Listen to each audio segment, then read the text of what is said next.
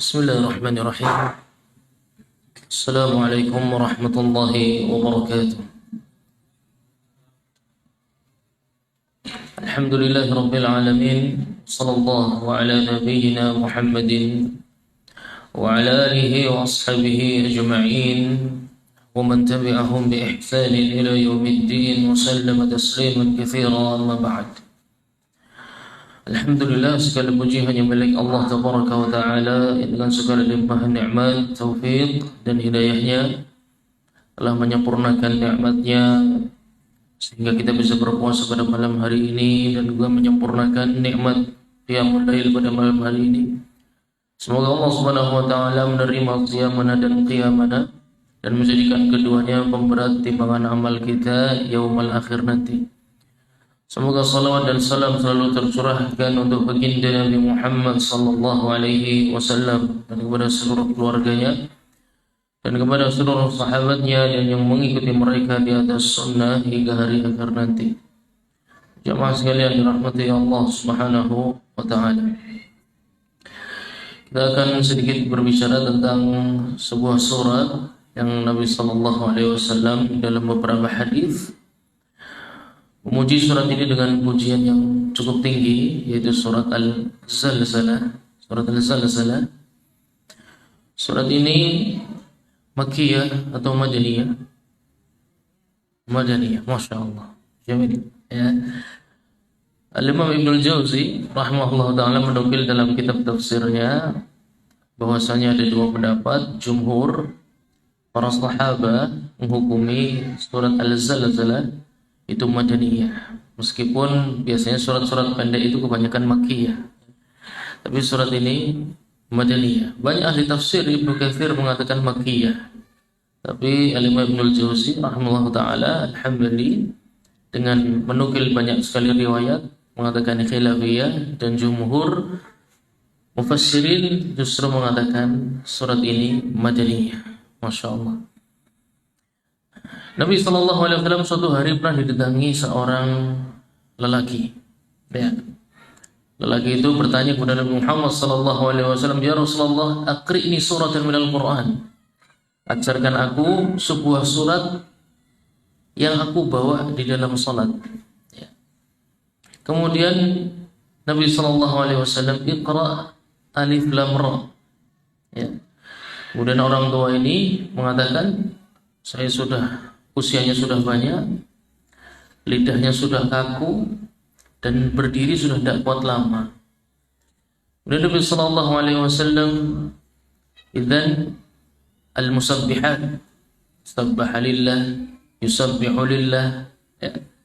Sama jawaban orang tersebut, "Saya enggak mampu." Ya. Tolong pilihkan surat yang penting, yang maknanya luas, tapi tidak yang panjang-panjang.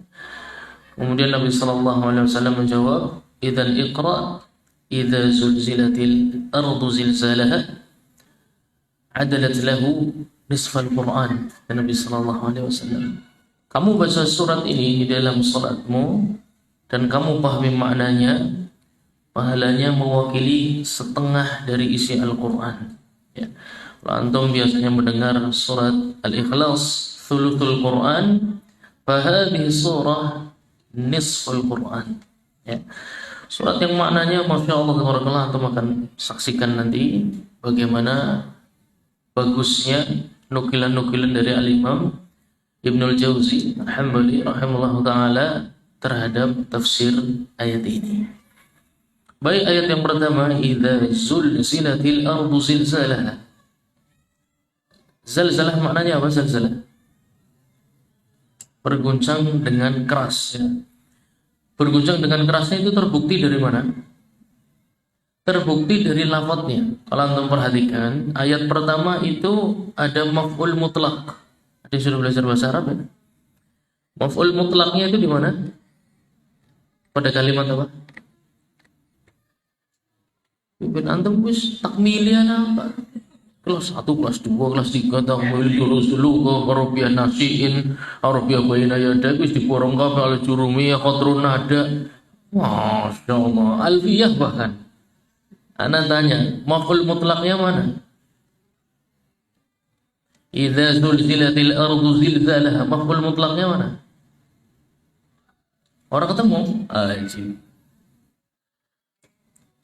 Sahal. Itu kunci dalam baca ayat. Antum nggak ketemu susunannya nggak akan dapat emosi dari ayat itu, sulit didapat. Maf'ul mutlaknya zilzalah. Ya, zilzalah itu maf'ul mutlak. Maf'ul mutlak itu maknanya apa? Memberi fungsi apa?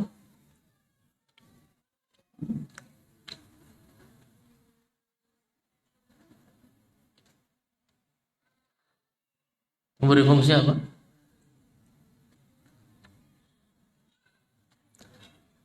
Daraba Zaidun Amran dorban. Memberi makna apa? Taukid. Ya, memberi makna taukid. Memberi makna taukid, sehingga lafaz fiilnya dikeluarkan sekali lagi dalam bentuk masdar namanya maf'ul mutlak, memiliki makna taukid. Makanya artinya kalau diterjemah zalzalah artinya apa? Guncangan. Enggak, dia guncangan yang sangat berat, guncangan yang sangat keras. Kata Imam Ibnul Jauzi, manusia pada hari itu semuanya tidak bisa berlari dan tidak bisa bergerak. Mereka tahu ini adalah musibah yang belum pernah mereka saksikan sebelumnya. Ya. Guncangan gempa yang tidak pernah ada dalam bayangan manusia, itu zalzalah yaumal qiyamah. Waliyadzubillah, nas'alullah samal afiyah. Semoga kita termasuk golongan orang-orang mukminin yang tidak perlu melihat asratus saah, tidak perlu melihat betapa mengerikannya yaumal qiyamah. Idza zulzila, zulzila menggunakan fi'il apa di sana? Bentuknya namanya apa? Mabni ala fa'ala jadi fu'ila, zalzala jadi zulzila. Mabni lil majhul. Ya, mabni lil majhul. Maknanya bukan bergetar tapi digetarkan. Bumi itu digetarkan supaya yang baca tahu bahwasanya bumi itu tidak bergetar sendiri. Karena biasanya ilmu pengetahuan itu membuat manusia takjub, bisa mengukur bumi bergetar sekian-sekian. Nyatanya ilmu membaca getaran bumi tidak bisa pernah mengevakuasi tepat pada waktunya. Selalu terlambat. Ya kan? Gempa sudah terjadi, korban sudah berjatuhan, baru dievakuasi. Padahal ilmu untuk membaca alatnya seismograf ya, untuk membaca gempa bumi itu sudah berapa tahun ditemukan. Nyatanya tidak pernah berhasil digunakan, hanya untuk laporan saja terjadi gempa di sini sekian, tapi bisa menyelamatkan nyawa orang di situ nggak bisa. Ya, mereka bisa memprediksi akan terjadi gempa, tapi kapan terjadinya nggak bisa. Ya, karena bumi ini bergetarnya itu digetarkan oleh Allah Subhanahu. Nah, makanya di sana maknanya digetarkan, bukan bergetar, tapi digetarkan ketika bumi itu digoncang oleh Allah Subhanahu. Zilzalah dengan goncangan yang sangat dahsyat dan belum pernah manusia melihat dan merasakan goncangan seperti itu. Ayat berikutnya, wa akhrajatil ardu athqalaha. Athqal itu apa? Jama'. Mufradnya apa? Thiqal, yaitu beban-bebannya. Bumi itu yaumal qiyamah akan Allah Subhanahu wa taala buat layaknya hidup, seperti hidup. Selama ini diam saja bumi. Antum ngecor, antum nanam pasak, ya, antum numpuk apa saja, bumi diam saja. Yaumal qiyamah dah. Bumi diberi hak untuk melepaskan semua itu. Seperti manusia yang kalau ketempelan benda yang dia nggak mau, pasti pengennya dilepas. Bumi akan mengalami fase itu.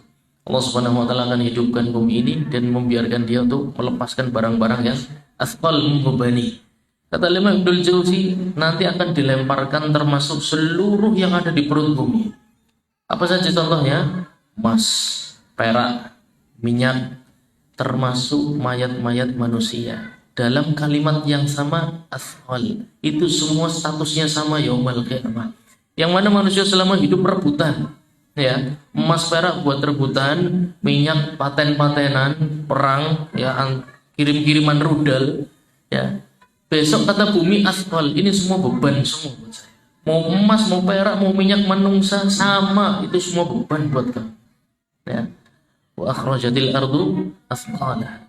Sama semuanya. Jadi Kalau kita lihat di yaumul qiyamah, ternyata yang kita perebutkan sehari-hari itu barang yang buat bumi semuanya adalah beban semua. Akan dikeluarkan semuanya sama, yang warnanya kuning, yang putih, yang hitam, yang merah, yang dari dulunya hidup, yang dari dulu mati, sama kayu, semuanya akan dilemparkan oleh ya.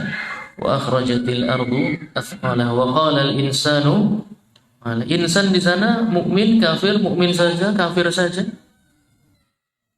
Malaha ini bentuk istifham, ya, istifham inkari. Kenapa kok terjadi seperti ini? Menurut antum, waqala al-insan, insan di sana maksudnya siapa?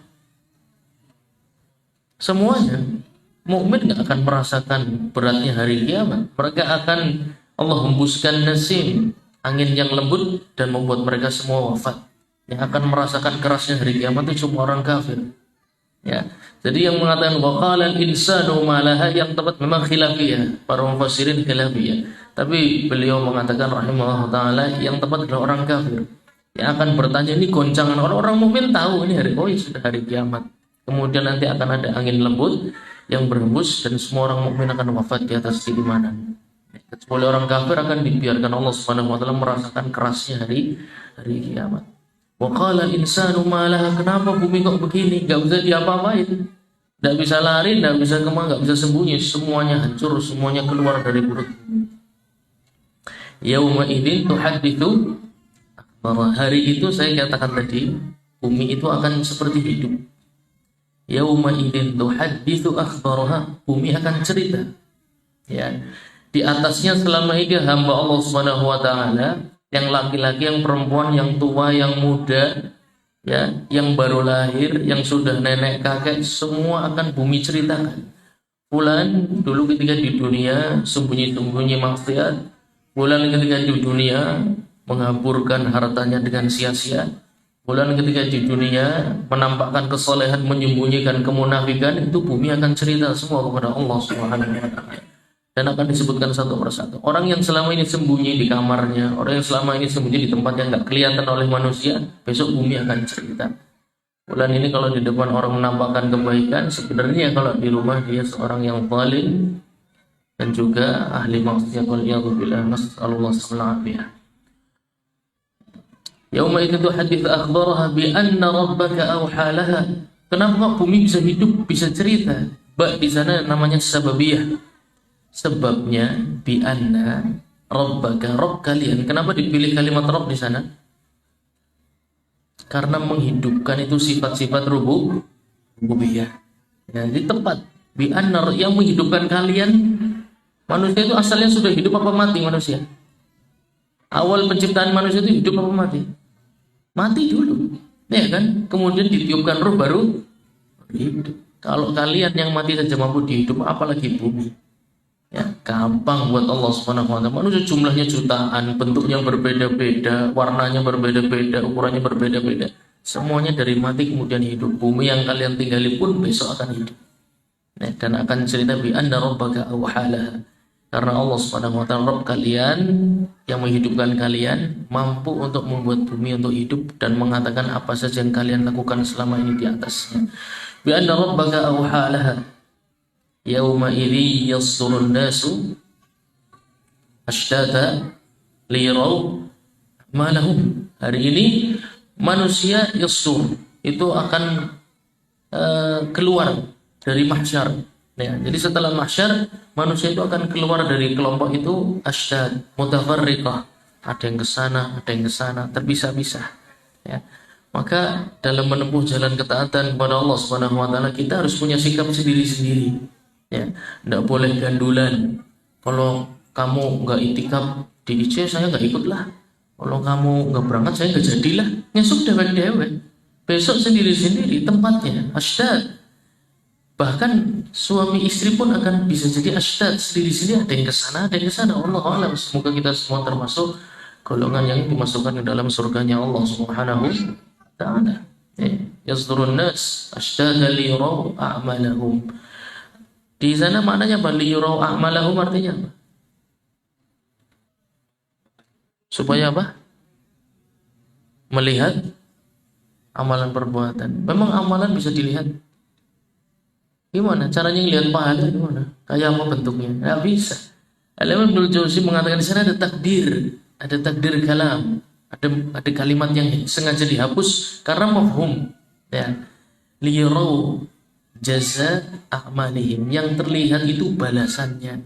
Semua orang akan lihat tempat kembalinya surga atau neraka, waliyadu billah, ya.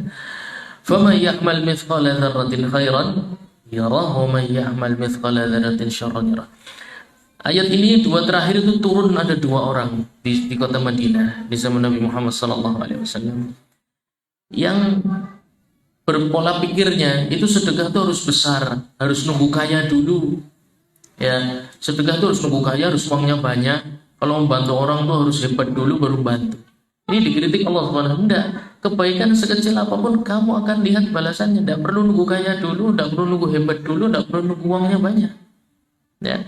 Kepada Aisyah radhiyallahu anha, Nabi sallallahu alaihi wasallam, ittaqin nar walau bisyikki tamrah, hindari neraka meskipun dengan setengah buah kurma, ya. Walaupun cuma setengah buah kurma, jangan anggap sepele, bisa jadi itu menyelamatkan kamu dari api neraka.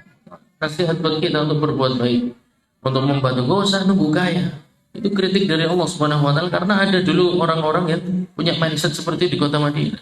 Sedekah nunggu kaya, sedekah nunggu hebat, sedekah harus banyak. Enggak harus. Sedikit pun bisa jadi sangat berkesan, sangat membantu dan besar di hadapan Allah Subhanahu wa taala. Sebaliknya ada satu lagi, wa may ya'mal mithqala dzarratin syarran yarah.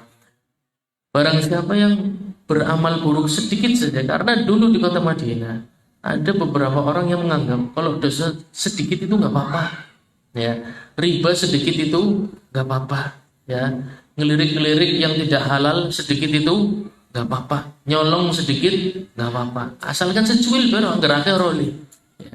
Dikritik Allah Subhanahu wa taala, tidak bisa.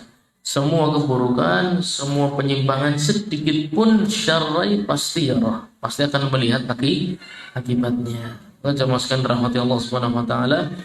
Ayat ini menyimpulkan hampir setengah isi Al-Qur'an tentang tauhid, tentang yaumul ba'tsi, ya, tentang hari kiamat, tentang mizan, tentang mahsyar, kemudian surga dan neraka, pahala dan dosa. Setengah isi Al-Qur'an itu ada di sana, ya. Wajah sekali rahmat Allah Subhanahu wa taala, jangan meremehkan surat-surat yang pendek, karena banyak sekali di sana surat-surat yang ringkas tapi maknanya mampu mewakili hampir seluruh dari Al-Qur'an. Baik, insyaallah kita lanjut di pertemuan yang akan datang. Semoga sedikit ini bermanfaat untuk kita semua. Subhanakallahumma wa bihamdika asyhadu an la ilaha illa anta astaghfiruka wa atubu ilaik. Wassalamualaikum warahmatullahi wabarakatuh.